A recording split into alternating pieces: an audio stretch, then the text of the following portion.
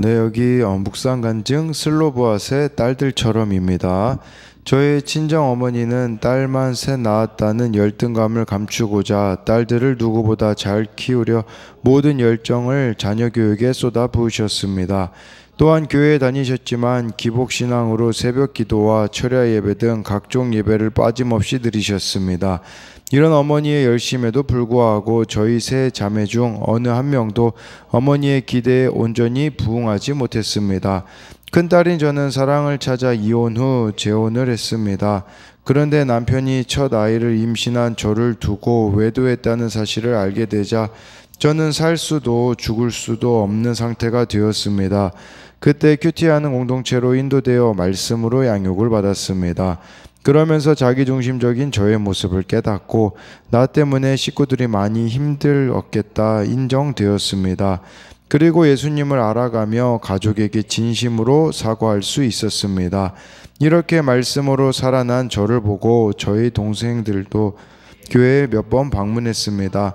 하지만 저는 언니나 잘 살아 우린 우리 식대로 살게 라고 하는 듯한 동생들의 무언의 무시를 느꼈습니다. 그러나 속상하기는커녕 애통한 마음이 들어 동생들도 마음이 열려 하나님 나라의 기업을 얻게 되길 기도하며 기다렸습니다. 그러자 하나님의 때가 되어 제 바로 밑 동생은 아들의 ADHD 고난으로 제부와 함께 공동체에 속하게 되었습니다. 그리고 막내 동생은 남편과 시댁과의 관계 어려움으로 외국에서 온라인 예배를 드리며 저와 한 말씀을 듣게 되었습니다. 비록 세상에서 보란듯이 딸들을 키우시지 못했지만 친정 어머니의 믿음으로 저희 세 자매 모두 예수님을 사모하며 한 말씀으로 신앙생활을 할 수 있게 되었습니다. 그동안 어머니의 신앙을 무시했던 저의 교만을 회개합니다. 어머니에게 물려받은 믿음의 계보를 잘 이어가도록 제가 먼저 날마다 말씀 앞에 회개하며 아내와 엄마의 역할을 잘 감당하길 기도합니다. 적용하기입니다. 어머니께 일주일에 2번 이상 안부 전화를 드리고 함께 예배 드리자고 청하겠습니다.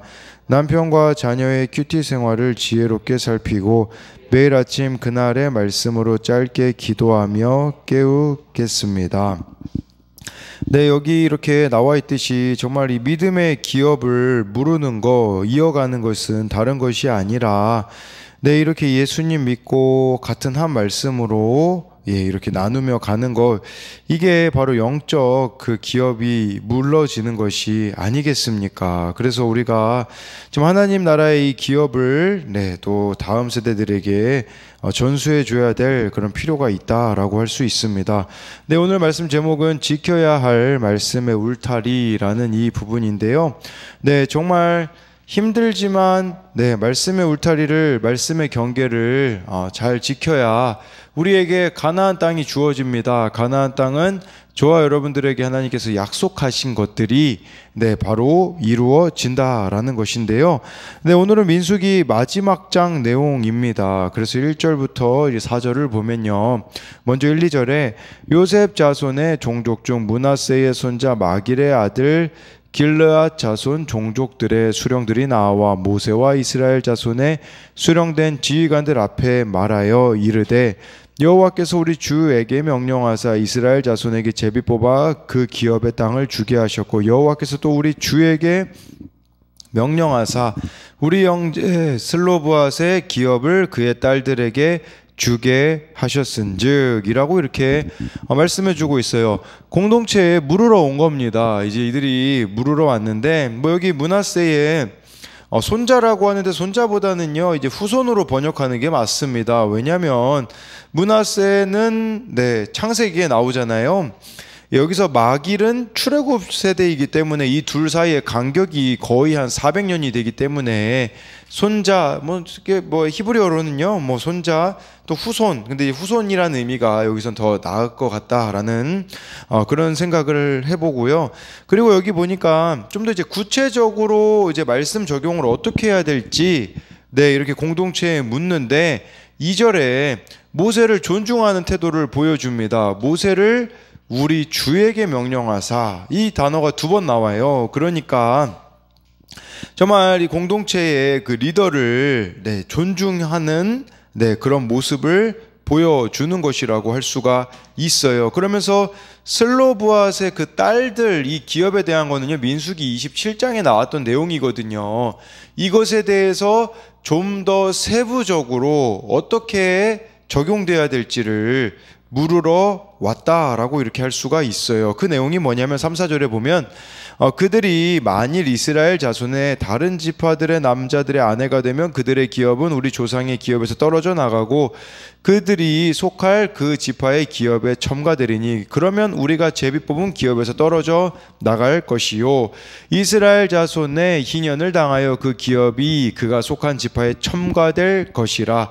그런즉 그들의 기업은 우리 조상 지파의 기업에서 아주 삭감되리이다 라는 것은 그런 내용이에요. 뭐 예를 들어 아들이 없는 집이 있지 않습니까? 그러면 딸들에게 이 상속받은 땅이 이제 상속이 되어지는데, 문제는 이 딸들이 그걸 상속받은 다음에 그 이후에 다른 지파와 결혼하게 되어지면 이 땅이 그쪽으로 넘어가게 되어지는데, 우리에게 주신 이 하나님의 기업이 떨어져 나갈 것을 걱정하고 있는 거예요. 이렇게 되면 4절 말씀에 희년, 이 희년은 50년째 되는 거잖아요.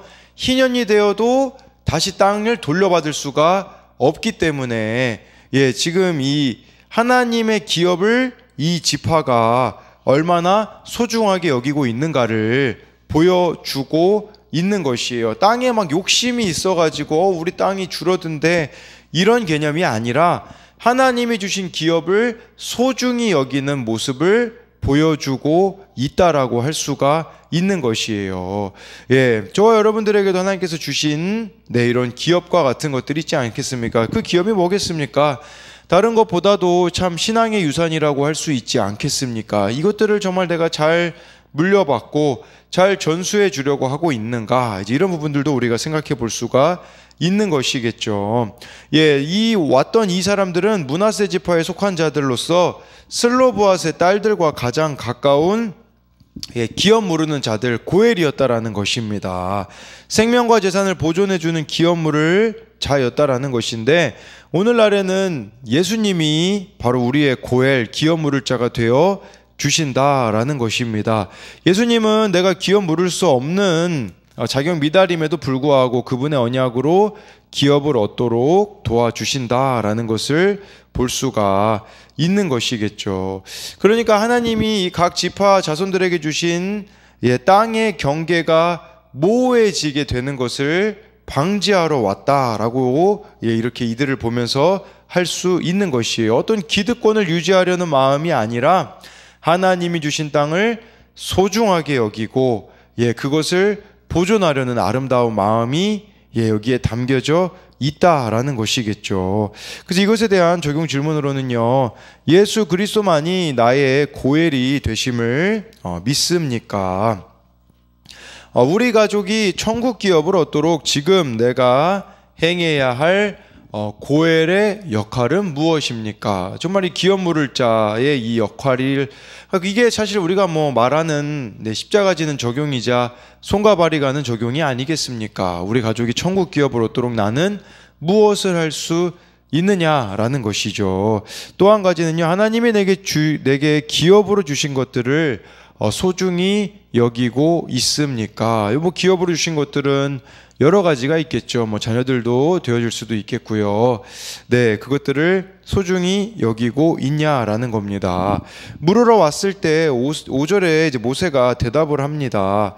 모세가 여호와의 말씀으로 이스라엘 자손에게 명령하여 이르되 요셉 자손 지파의 말이 옳도다라고 해가지고요, 여호와의 말씀으로, 이게 원어로는요 하나님의 입으로라는 단어입니다. 하나님의 입으로. 그러니까 하나님이 명령하고 계심을 강조하고 있는 거죠. 저와 여러분들도 물으러 가야 돼요. 어디로 물으러 가야 됩니까? 이렇게 공동체에 물으러 가야 되고요, 그날 말씀으로 물으러 가셔야 합니다. 그래서 약속의 땅 안에, 경계 안에 거하며 사명대로 살아가는 것이 중요하다라는 거죠. 모세가 이렇게 인정해 줬다라는 것은 이 지금 물으러 온 이런 사람들이요, 수령들이요, 므낫세의 지파의 그 수령들이 어떤 개인적인 욕심이 담겨 있지 않음을 보여주는 것이라고 할 수가 있는 것입니다. 그래서 이것에 대한 적용도 그날 말씀에 공동체에 묻고 있습니까? 하나님이 주신 기업인 구원과 영생을 지키고자 소중히 여겨야 할 나의 경계는 무엇입니까? 이렇게 적용 질문을 할 수 있고요. 6절부터 9절을 이제 보면요. 먼저 6, 7절에 슬로브앗의 딸들에 대한 여호와의 명령이 이러하니라. 이르시되 슬로브앗의 딸들은 마음대로 시집 가려니와 오직 그 조상 지파의 종족에게로만 시집갈지니 그리하면 이스라엘 자손의 기업이 이 지파에서 저 지파로 옮기지 않고 이스라엘 자손이 다 각기 조상 지파의 기업을 지킬 것이니라 하셨나니 라고 해가지고요. 이 슬로브앗은 딸들밖에 없었잖아요. 그러면 기업 무르기가 안 되는데 이것은 민수기 27장에 이들이 같은 지파 사람들과 결혼하면 이 땅이 유지될 수 있기 때문에 6절에 나와 있듯이 슬로브앗은 조상 지파, 이 같은 지파 사람들에게만 시집을 가야 된다라는 이 경계를 정해 준 것이죠. 우리로 말하자면 뭐겠습니까? 신결혼, 신연애해야 된다라는 의미 아니겠습니까?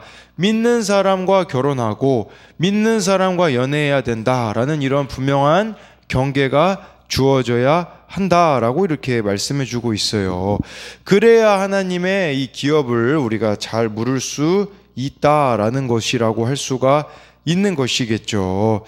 그래서 8절, 9절을 보면 이스라엘 자손의 지파 중 그 기업을 이은 딸들은 모두 자기 조상 지파에 종족되는 사람의 아내가 될 것이라. 그리하면 이스라엘 자손이 각기 조상의 기업을 보존하게 되어 그 기업이 이 지파에서 저 지파로 옮기게 하지 아니하고 이스라엘 자손 지파가 각각 자기 기업을 지키리라 라고 이렇게 말씀해 주고 있습니다. 그래서 이렇게 이 모세가 하나님께서 주신 말씀을 가지고 이렇게 처방을 내려주지 않습니까? 이걸 보면서 우리가 알 수 있는 것은 뭐냐면 모든 문제에 대해 가장 좋은 해결책을 하나님은 가지고 계시다라는 거예요.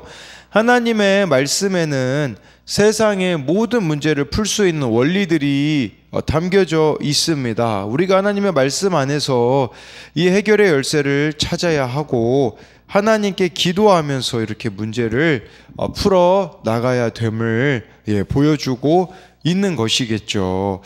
그래서 이것에 대한 적용 질문으로는요. 내가 부모님께 혹은 공동체에 물려받은 믿음의 유산을 지키고자 어떤 노력을 합니까? 그것을 사소하게 여기며 대충 믿음 생활을 하진 않습니까?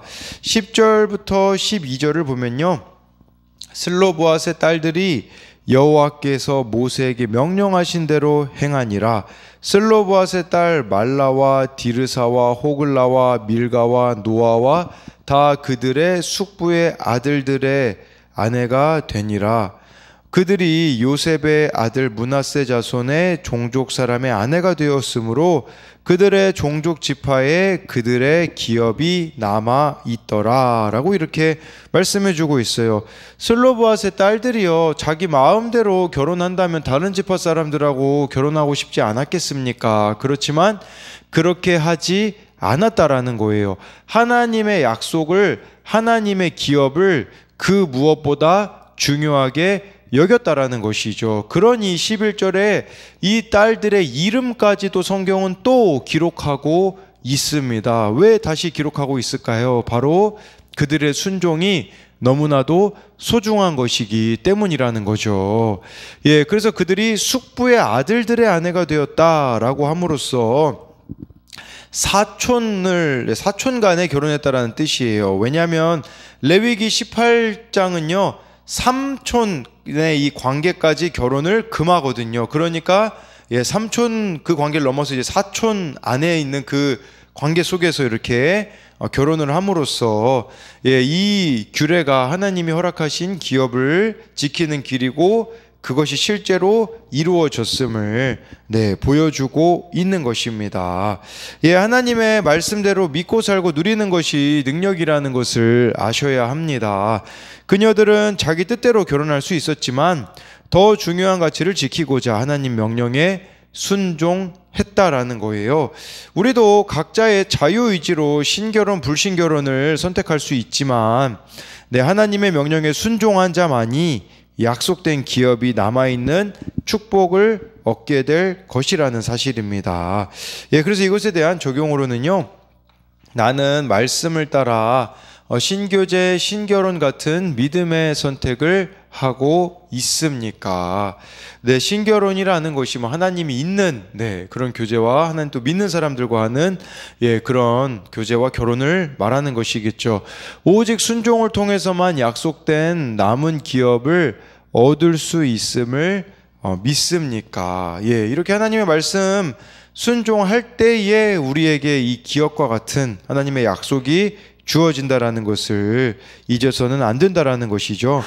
마지막으로 13절 말씀을 보면요, 이는 여리고 맞은편 요단가 모압 평지에서 여호와께서 모세를 통하여 이스라엘 자손에게 명령하신 계명과 규례니라 라고 이렇게 말씀해 주고 있어요. 그러니까 이대로 순종하면 가나안 땅 가서 문제되지 않는다는 의미 아니겠습니까? 왜냐하면 지금 가나안 땅 들어가기 직전이기 때문에 요단가 모압 평지라는 것은 바로 요단강 건너기 바로 직전이라는 것이에요.